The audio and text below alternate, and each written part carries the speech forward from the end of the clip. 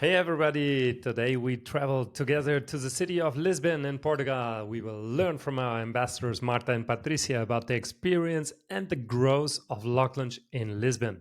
And you will get some great recommendations from both on food, places you don't want to miss on your next trip to Lisbon. Let's go for it. Today we are here with Marta and Patricia Sousa. We are today talking about Lisbon LocLunch. So welcome on board, ladies. Thank you. Thank you so much. So great to have you here. From where are you connecting today? I'm connecting from Lisbon. And I'm connecting from Sao Paulo, all the way from Brazil. You are just traveling to renew LocLunch in Sao Paulo. Patricia, Marta, you're LocLunch ambassadors from Lisbon. When have you started? Tell us a little bit more. Okay, this started in 2022. It was started by Ivana Baldioli. She's no longer an ambassador. She doesn't have the availability at the moment, but she started this. So it was very funny because I met the ambassador from Rome, Roberta. Ivana had attended some LocLunches at Rome, and then she thought it could be a nice idea to have it here in Lisbon. And it was funny because Roberta have met me in a conference and she put us in contact. She told me, for sure you would like this initiative. LocLunch is great. Just reach out to Ivana and you will start doing it. And I said, okay, let's try it. So it started on September 2022. We did the first LocLunch with 3 people, Ivana, me and another colleague. And it has been growing since then. And then in, I think, May 2023, Marta attended the first edition here in Lisbon. So she can maybe explain a little bit. I moved to Portugal in 2020, just before the big world event that we all know about. And then I couldn't do any networking or anything. I couldn't meet people for almost 2-3 years, right? So in May 2023, it was the first time that I felt really the need to go out, and I found the LocLunch was happening in Lisbon, and I went, and for a coincidence, it was Ian's first LocLunch in Lisbon. So that was a good coincidence. But I knew about LocLunch from before. I had never attended one in person up until then, but during the pandemic times, I was part of an online one from the Dublin crowd, from Mario from Dublin. So that was lovely. Yeah, because you're originally from Brazil. But through now, Ireland, then Portugal. over Ireland and then Portugal, right? Exactly, yeah. Got you. So, Patricia, you are a trained translator, right? Mm-hmm. How did you fall into the translation business? Was it by training? Was it by accident? I wouldn't, no, by accident, no, it was really by choice, but it was like 3 years ago. So after more than 24 years doing a lot of different things, I decided, or I find out that this is really what I like to do. And it was a challenge, of course, to change at this point in my life, but I'm really happy with this change. I'm really confident that I did the right decision. And so about 3 years ago, I moved to the language industry, let's put it this way. And that's more or less, so this was in 2021. Then in 2022, I met Roberta. And then everything started with LocLunch. And let me say that I think it was really, I was really lucky to know this from almost the beginning in my path here in this new world. Because for me, it was quite difficult. One of the things it was more challenging for me is to work alone. To stay at home and work alone, because I was very used to work in teams and with other people and always discussing the problems, finding solutions together and so on. And so, I don't know, this is a kind of team, let's say. At least once per month we can meet and we can discuss whatever we need, or it's really useful. So I was very, very lucky to know this from the beginning. Your specialty is chemistry, right? Chemistry and life sciences, yes. How come? So you are a trained chemist, right? Yes. So I have a scientific background. So I graduated in chemical engineering, but I'm not an engineer. I'm more a chemist, to be honest. And then I did a PhD in biochemistry, and worked as a researcher for many years, about 15 years maybe. And then for about 7 or 8 years, I worked as a science manager. So also connected with research, but more administrative tasks, let's say. And then in 2021, I find out that no, I really needed to change. I was not happy with what I was doing. and all these things come up.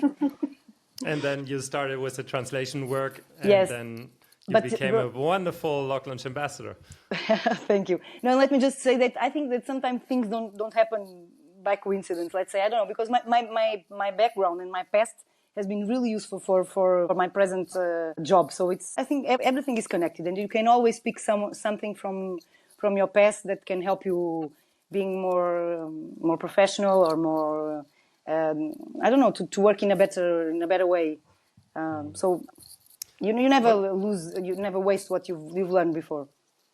May I ask you, what was the one thing that helped you most to get into the new career? I have always enjoyed a lot writing and I was always very worried with the text, if it was well written. So I really enjoy writing and reviewing. I had to do several revisions before to help researchers.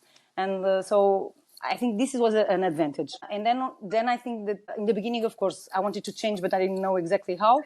And there were two things that were really useful. The first one was to do a mentoring program with someone that was working in the industry for some time. And then I did a postgrad in translation, which was very useful as well because it was very practical. So simple things as a CAT tool, which I had no idea 4 years ago, I could learn with that course. So it was really useful. And then, I don't know, step by step, I started learning it and experimenting this and that and talking with as much people as possible. So I think LocLunch is also very useful for this, because whenever I have some doubts or I don't know which way is the best way, I can discuss with someone. So it has been great. Wonderful. Thanks a lot for sharing your experience, Patricia. Marta, now coming to you. You had a little bit different I have a very different background entry in our industry. Tell us. Yeah. So I was a translator already at 18. I joined a company as an office assistant of some kind, but I became a translation trainee very, very promptly because I always loved English. I love languages, but English was the easiest one for me to learn, I suppose. And I joined this office, I was only 18. So I've been a translator for most of my life. I still say that I'm a translator sometimes, even though I don't do translations on a daily basis. And I was very lucky to join this company. The first company I joined was a family-run business, and it was really run by women back then in the late 90s. And they were already running things to the way that I think it's supposed to be running. So they were outsourcing work for freelancers, but they would gather the freelancers from time to time in their offices, offer courses. And most of the freelancers at the time were women as well. And it was at that time that Brazil was starting to cop on to the technology side of things, and localization came full on. And these people were all not versed in technology, but in other types of translation. So me being the youngest and less afraid of the computer, let's say, I was in the right place at the right time. Fast forward to 2024. What are you now working on? What is your day-to-day? My day-to-day now, I just founded a company. It's going to be 1 year in January, so it's still very early stages of offering, I call them auxiliary or efforts to localization teams. So we can, our main focus would be quality. So we do localization quality assurance. And we have very, very talented freelancers working for us. But we also would love to cover some kind of project management aspects and, be an extension of a localization team that is struggling to get a new person in. Our team is very knowledgeable, so we can just hit the ground running if you need a project managed, or if you need to find talent in localization, freelance or staff. I have a very good network in LinkedIn and through LocLunch that grew as well.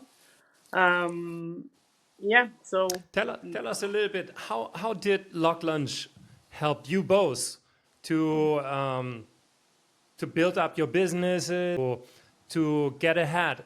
You mentioned a lot of women in your past, Marta, women in localization. Both of you are very active in women in localization. We just saw the inauguration party of Women in Localization Lisbon, or Portugal. In this case. So congratulations, both of you. Thank you.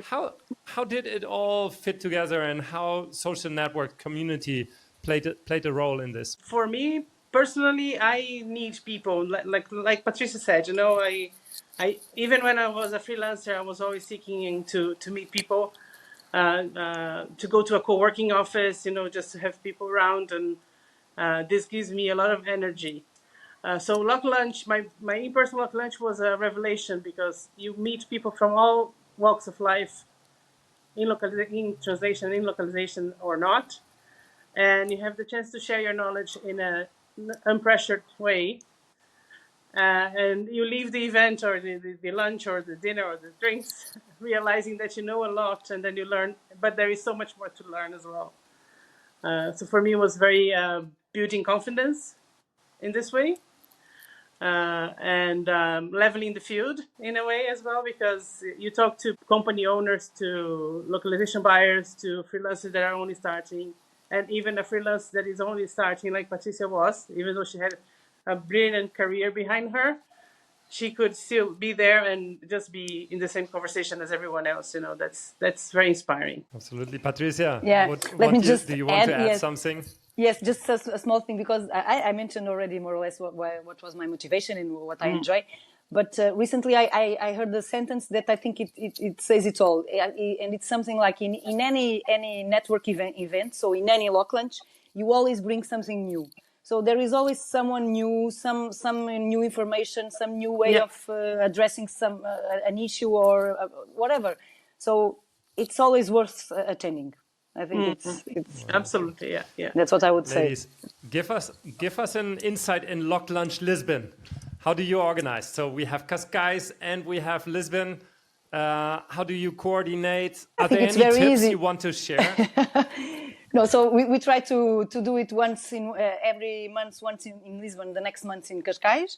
And we more or less discuss, okay, what do you think about this place, and so we share opinions, and we check the restaurants and so on, so we help each other.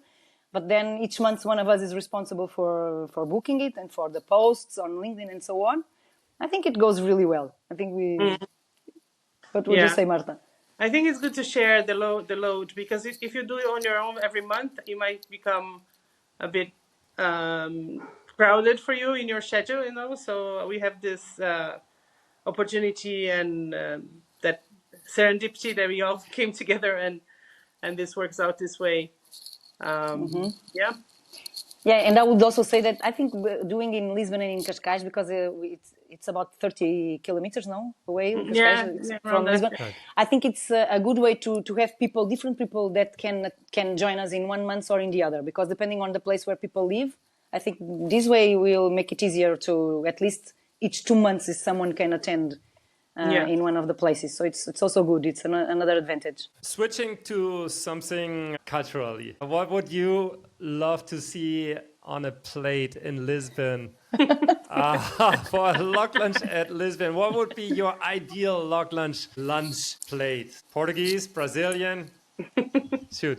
Portuguese food. So we always try to choose, because you never know if people like Italian, like sushi, like Asian food, whatever. So Portuguese food, I think it's the best. There is always something in the menu that you enjoy, even if for any person. And I think that a must is bacalhau, which is codfish for those who don't know. And I've seen many people smiling and with their eyes shining. I don't know how you say this in English. Having bacalhau plates. So I think bacalhau, it would be if I had to choose one, it would be bacalhau. That's very true. Portuguese food is delicious. In Cascais, I'm new to Portugal, like 5 years, but only going out really in the last year and a half, 2 years. So I'm still to know the places that are Portuguese and have the variety that we like. But we tried different things in Cascais. We tried an Italian place once, and then we tried the marketplace once, and then we ended up in a Mexican. But the last one was a hit with the pizza that you share by hand. It was delicious. It was great. Yeah, we have a good balance of Portuguese food from Lisbon, and then in Cascais we dare a little bit outside we color outside the lines, let's say. Excellent. Let me just add something, Ian, if I may. It's because another thing that I think it's great in LocLunch, it's you will always have the chance to meet a new place, so to discover a new restaurant and or to discover a new plate. So it's all good things attending LocLunch. This is definitely one of the features I have experienced here in Lisbon, LocLunch, that we have discovered so many nice places, unknown places, places where me as a tourist or let's say as a newcomer would have never get to probably. And thanks to your work and to your choosing the right spots, I think we have had incredible rich experiences also locally. And this is cool to discover through LocLunch the local culture, the community, and meet the nice locals we have. To close this session, what would you recommend LocLunchers around the world when they come to Lisbon? Any recommendations apart from attending LocLunch in Lisbon, of course? What would you?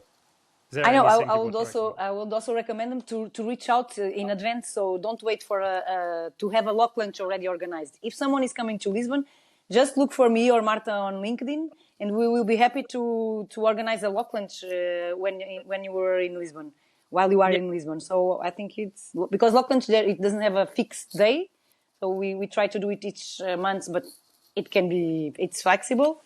So just reach out to us and let's organize something, even if it's only the three of us, me, Marta, and the person coming. This person. It's already Everybody I know that is either traveling, when you meet freelancers, they have the chance to work as a nomad for a while. So when somebody reaches out to me and I learn that they are in this city or that city, and I always tell them, look for a LocLunch when you're visiting the place. Or that's a good idea as well. That's even a better idea what Patricia said. Look for the LocLunch ambassador. Absolutely. Yeah. So, ladies, thanks a lot for this wonderful session. I hope you out there enjoyed this conversation to discover a little bit of LocLunch Lisbon, of Marta, Patricia. We have learned so much about you, about your past, how you come here, your struggles, your successes in the industry. I wish you all the best, and thanks a lot for being here on the show. If you like this video, please subscribe, leave us a comment, and Patricia and Marta, thanks a lot for being here. Thank you so much, Ian. Thank you. It was a pleasure. LocLunch is the best invention since sliced bread. Yes, no doubt. Thanks a lot. Thank you. Bye-bye. Have a great day. Bye-bye. What's your favorite place in Lisbon? That's a very tough question. I think there are a lot of places, so I always enjoy receiving new people here and show them the city. I don't know, Lisbon has a very special light. It has the river, so there are a lot of miradouros, and it's more or less easy to get around with the metro, so it's not so difficult to get to these points, maybe. There are some hills, so we have like 7 hills in Lisbon. Lisbon is not known by that, but I don't know, it's really, I really enjoy the city. I'm not from Lisbon, my hometown is another one, but I enjoy my town as much as Lisbon. It's really wonderful. What is coffee drinking in Lisbon, in Portugal? So everybody drinks coffee usually in the morning and after lunch or dinner. But after lunch, everybody drinks what we call espresso. So it's a small cup of coffee, strong, not so small as in Italy. So we call it Italiano when it's really, really small. It's like 2/3 of a small cup. And we have really good coffee. And if you can have it with a pastel de nata, it's superb. Okay, now we will hear a couple of dishes you can't miss if you come to Lisbon. Patricia, Marta, shoot. So there are a lot of codfish or bacalhau recipes, but everyone loves bacalhau à Brás, okay? And then people also enjoy a lot bitoque, which is a steak with an egg on the top and with fries and so on. And also very good, it's cozido à portuguesa. I don't know how to translate this, but it's something that is very... Maybe have it on autumn or winter, not during summer, because it's heavy, but it's really good. Marta, what is your favorite dish? For Portuguese food, I really like bacalhau, alagareiro. It's a bit different from the Brás. And the codfish cakes. The codfish cakes are yeah, pastel super de bacalhau. Pastel de bacalhau. Sim. Amazing. Wonderful. And that's it. We have a couple of great recommendations for your next visit to Lisbon. Okay, Marta, your favorite places in Lisbon? Oof, that's a hard one. There is a very nice restaurant in Cascais called the Cinco Sentidos. Very high-profile Portuguese food. We may be adventurous and put a LocLunch there because it's away from the city center. It's by the Guincho beach, so we'll see. The amazing thing about Cascais is that the beaches go through the city center as well, so, you can't walk 10 steps and not see a beach over there. And there is a very nice park as well called Carmona, Marechal Carmona, I think, which is very welcoming. We could do a LocLunch picnic there sometime. We will do. Even, And Sintra is next door, so that's wonderful. Oh, yeah. In Sintra, there is a very nice place called Moinho, I think, which oversees the Guincho from very far away. It's very, very nice. It's wonderful, yes. Yeah. So a lot of things we have to still discover in Lisbon, Cascais. If you enjoyed this video, hit like, subscribe, and tap the bell for more interviews like this. Catch you in the next episode of LocLunch Expresso.